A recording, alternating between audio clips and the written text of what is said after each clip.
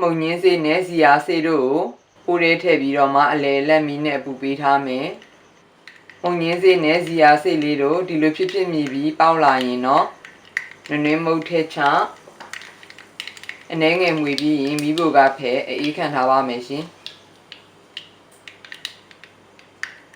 အာလူကြက်မြန်အောင်နှစ်ပိုင်းဖြတ်ပြီးပြုတ်ပါတယ်။ရေထဲထည့်ပြီးပြုတ်မယ်။တကယ်လို့အာလူသေးရင်တော့ထိတ်လေးနှစ်ဖက်ကိုပဲအနှဲငယ်စီလီထုတ်ပြီးပြုတ်ရင်ရပါတယ်ရှင်။အကျက်ညီအောင်နောက်တစ်ဖက်လန်ပြီးမယ်။ကျက်ရင်အခွန်လေးခွာလှီးပေးပြီးတော့မှသုံးမဲစလုံးထဲထည့်ပူစီနံကိုကြမ်းကြမ်းလှီးပြီးထည့်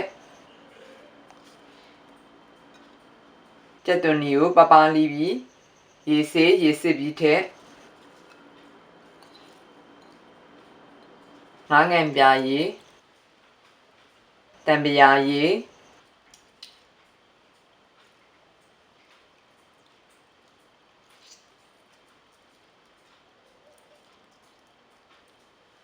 တက်သားမုတ်အနှဲငယ်ငရုတ်သီးစိမ်း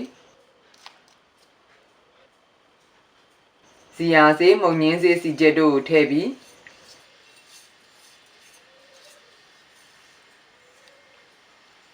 ဖွားဖွားနဲ့တုပ်ပြီးရင်တော့ချင်းချင်းဆက်ဆက်မွေးမွေးလေးနဲ့စားလို့ကောင်းလာတဲ့အာလူတုပ်လေးအသင်းဖြစ်ပါပြီ။